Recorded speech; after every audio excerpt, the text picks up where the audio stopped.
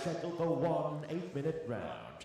Introducing first, fighting out of the blue corner. He hails from Great Yarmouth and weighs in at 111 kilograms. A blue belt representing Ignite MMA and Couture Wrestling. Ben Karaosman! Oh, my boy's doing combat jits, isn't he? You've shown us before. Gay! Introducing his opponent. Fighting out of the red corner. Hailing from Bath by way of Shaftesbury, he weighs in at 104 kilograms. A blue belt representing Wiltshire Grappling Academy, Leigh Ibberson! He's so good. Poor man is so I'm confused. convinced these places are made up.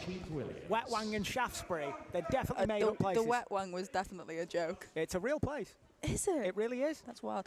Now, very good wrestler from the blue corner. Yes. You know, I mean, if you're being announced as from a wrestling gym, yeah, you'd be expecting it. But look at this pressure. It's more like an MMA match here against the Elevate and Grapple Wars. But I know that Wiltshire Grappling, I've trained with Mark. Yeah, just fantastic. Yeah, fantastic. I've never trained with Mark. I've heard nothing but good things, but I've never trained with him. He's a brown belt, I believe. Keith getting involved there.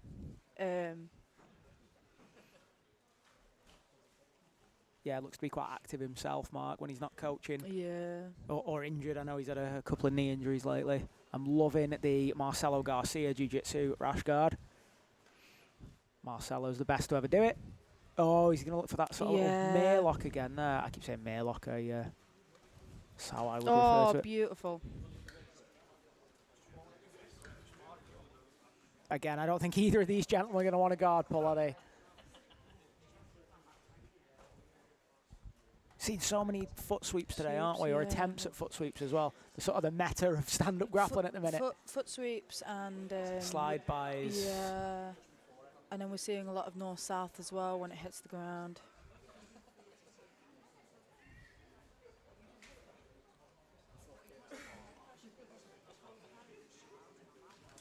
Oh, really nice. Looking for one of his own there. I think he just apologised for it to be a leg kick, I think. Yeah. It happens sometimes, doesn't it? Unless your timing is perfect. You can end up just swinging a little calf kick in. Looks so strong with this forward Both gentlemen look strong. Yeah. I tell you, if they take down in this direction, RIP us. Just lovely collar tie. Slamming him down, slamming him down He there. doesn't look like the type of man you want to body lock, though. No. Leigh Ibberson looking very strong. You'll find sometimes that, like, with like the bigger guys, sometimes they'll get into a bit of a pattern with the wrestling. Yeah. It won't be as active, and it'll be a bit like, you know, people call it boring. This is super active, like super active. They're really hunting. It's not just kind of just walking each other around the mat. It's like snapping down. It's trying to take legs. Big double legs. It's See, I don't mind, you know, stand-up wrestling when it's really active. Absolutely. Yeah, the problem, as you've just said, is sometimes you see two guys and they're both so equally matched, they're equally strong. Heads kind of they're thing. just butting heads. And that's when I sort of advocate guard pulling or pulling sweeps or you know, whatever. But this, you know... They were both very capable of getting that takedown. I fully believe that you should both stay standing if one of you can get that takedown. And obviously, if your strong suit is wrestling and you're both in that boat, you know... Lovely use of the frame there. See, he's reinforcing it with his own hand. So he's got the frame across. He reinforces it with his own hand. He's just trying to take some of the pressure off this body lock, which is going to be a nasty body lock from a man of that size. Has he shelved the leg, do we know? I can't quite see. I don't think so. I don't think so, no. No, he's got half guard now. But that's a lot of pressure there. And he gets the crossface. That crossface is going to be nice. I like the way he's like pulling his own arm through to create that space. Yeah, he's actually dragging his own arm, isn't he? Using that grip and pulling his own arm through.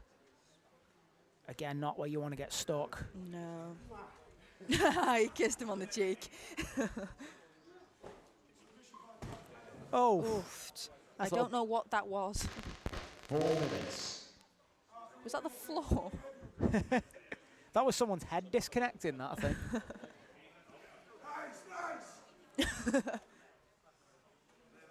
All my homies love a smother.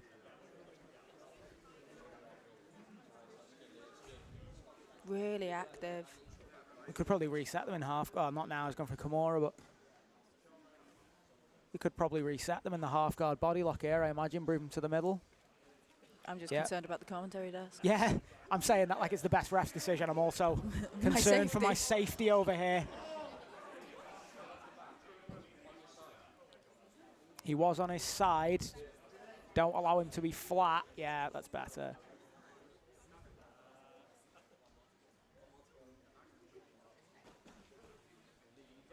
Three minutes left in this ultra heavyweight matchup.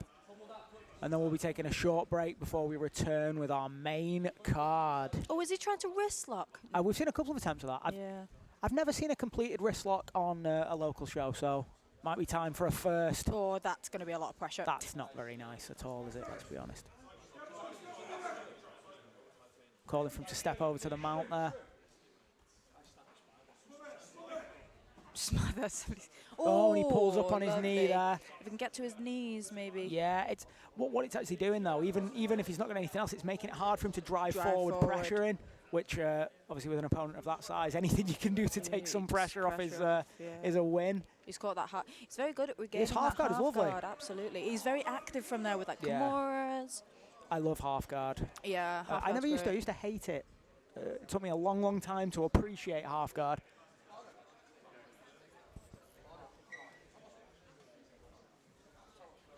Framing in the throat there. It's also worth noting that it's completely legal to frame in the throat with a C grip as long as you aren't squeezing. Yeah. It's completely legal. People sort of get upset about it, but it's completely within the rule set. We've got about 2 minutes left here. Yeah, both men looking calm and composed. Yeah, nobody's gassed either. No. Especially because there was so much stand-up to start with. Yeah. Sometimes you'll find that like they'll gas by the time they get to the floor. Just really good at like hand fighting consistently. You have to be. You can't, especially with someone who's like a strong wrestler. Now notice how he's controlling the elbow there. So he's pulling the elbow up. It makes it hard for him to use his frame as efficiently as he needs, and it's exposed his back a little. Yeah, he's not I was going to say he needs to be careful of this back though. He's got the gift wrap position there. Not a full grip on it quite. But again, he's just I like the way that he's like separating. Yeah. It's like trying to break a wishbone, isn't it? Yeah. Again, such a small detail, but he's keeping the bottom elbow off the ground. He's using that grip. He's pulling the arm up. Yeah. And now he's used it really efficiently to take a mount. Such great getting onto the side. Yeah. Like, I don't think he's actually been flat on his back. No, at no point has he been flat on his back, and you can't afford to be. Excellent grappling. Again, there are all the little nuances that you might miss at home. Yeah. You know, and it might appear like something's one-sided, but actually there's some brilliant defense going on, some brilliant tactics and decisions being made. It just keeps you out of a lot of trouble. Like it's just really, really efficient. You never really want to be flat on your back. It's really efficient defensive grappling. Yeah, absolutely. That it is just a staple in anyone's game. Yeah, just absolutely. Not slide do flat not on your be flat on your back at any point, and that's the same whether you're doing, you know, MMA, BJJ, judo. You can't be flat on your back. I mean, we saw it in the other ultra heavyweight. He ended up in his back. Then it was a lot of north-south. Yeah, with the unspeakable wrestling. Interesting to see where the judges see that. Another close matchup for the day.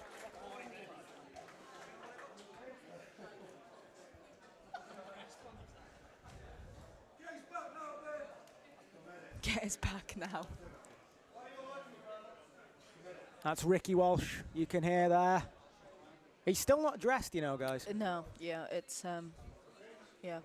It keeps making me want to go, Ricky Spanish. Oh, I think we might have an injury here. Oh, I thought it was a cramp that he was saying. No, I think we might have an injury. Oh, yeah, okay. Ladies hopefully and gentlemen, okay. give it up to both men for going the distance. Oh, I think it's dislocated. I think he's got a dislocated toe. Is it his toe or is it his knee? His knee looks a bit wonky from here. Oh, please don't say it's knee. There you go, yeah. Was it his toe? It was something dislocated, yeah. Fantastic. You saw it go pop, pop. Excellent. Oh, I love that. I've always wanted to put a something back in place. As neither man has been able to submit the other, we move to our judges, who have awarded this bout to your winner, Ben Karaosman. Yeah, I agree with that decision. That's the correct decision, I think. Well, they said that they prioritised takedowns and then position after submission, and you know he got the takedown and he was very dominant in position. So. Yeah. Okay, guys, we will be back after this short break for our main card. Next door restaurant. It's not next door. That's a petrol station. The name of the restaurant is the Next Door Restaurant up in town for the best food and drink that you'll find anywhere. Okay, back here in 20 minutes. 3, 2, well.